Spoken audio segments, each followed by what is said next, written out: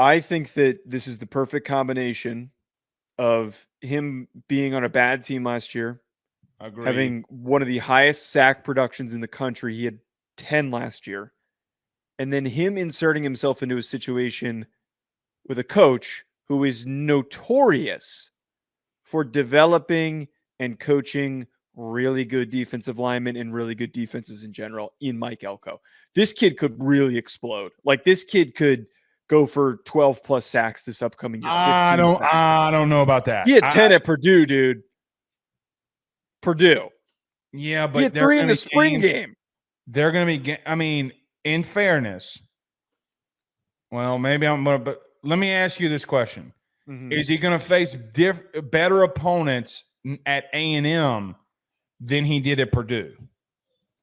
Well, I mean, because the offensive linemen in the Big Ten there's some good offensive linemen. I mean, he's going to have to go up against Will Campbell and who's your boy from Iowa? Who's from Iowa? Caden Proctor. Yeah. I mean, Caden Proctor. Oh, by the way, he's got Kelvin Banks this year too. So here's what I'll say. I don't know if he'll go for that much, but you about to really find out some stuff about Nic Scourton, mainly due to the fact he's going to be going against potential first-round picks, and how does he do it against them? If he can do it against them, he can do it against anybody. So I do agree. Now, here's the flip side of that. You talked about he did that at Purdue. Well, he's got Shamar Stewart that is still at Texas A&M that's going to give him and free him up in reference to him not receiving those double teams. I think that A&M, as crazy as this is going to sound, even through all the chaos, might have 2 of the best defensive linemen in the SEC with him and Stewart returning. Yeah.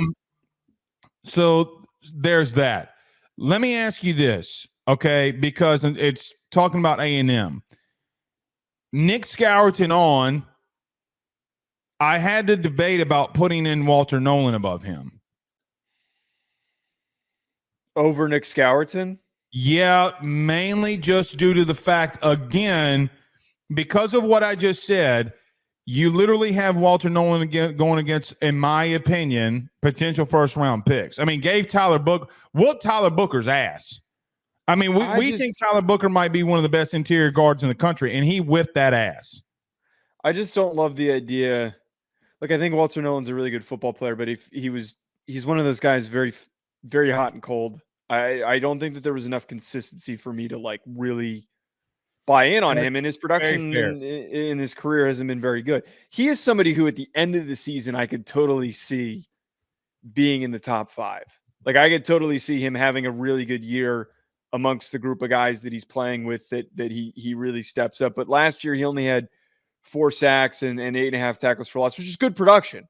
But he's more than super Mason hot. Graham. Mason Graham's a cheering guy, and he rotated a ton. They rotate so many defensive linemen. So did Nolan. So is Nolan. I mean, Nolan. Here's the thing about Walter Nolan, though, that I do think, and look, he's not on our list. I don't trust him to an extent, like you said. Okay, I think there are a lot of hot and cold moments. However, Joe, there's no player that played better at both interior positions, right and left defensive tackle. Both you go in the 3 tech, you go in the 1 tech, and Joe, against Alabama, he would be on the nose. Like, we're talking about a guy that's versatile and played all 3 at a high level.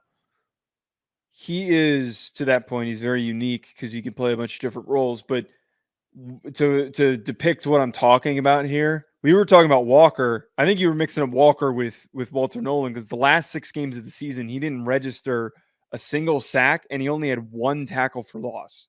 Yeah, he had a bad stretch.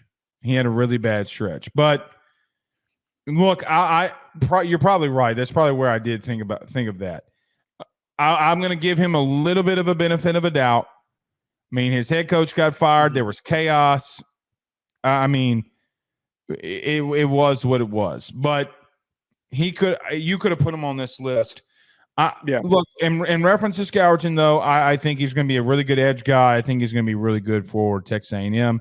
Question goes for them, too. Can they score? There's so many teams that we're going to continue to say, can they, Can Well, this this goes offense? with the Pierce thing that I brought up earlier, where I think a lot of the best defensive Well, players are they on gonna be teams. able to score. Yes, Tennessee's gonna score. yes, but my point is that we're a lot of these guys, these elite defensive players, are on teams where they've got deficiencies that might hurt them. Like I feel like we're used to a lot of times when we talk about like Jared Verse last year, he was on one of the best teams in the country. So it was easy to bring him up when we were talking about top edge rushers. If I'm not mistaken, he was our number one defensive lineman last year. He was, I believe he was. Mm-hmm. Easy pick. You know who was in Blake Ruffino's top 5 that I got ridiculed on? Braden Fisk, no big deal. I broke my own rule. I put in a group of 5 guy. Yeah, you were giving me shit pre-show. You were like, "Oh, who fits that description?" And then you realized, yeah. BetOnline remains your top spot for all of your live betting action and contests. NFL, college football, UFC, NHL are all in full swing.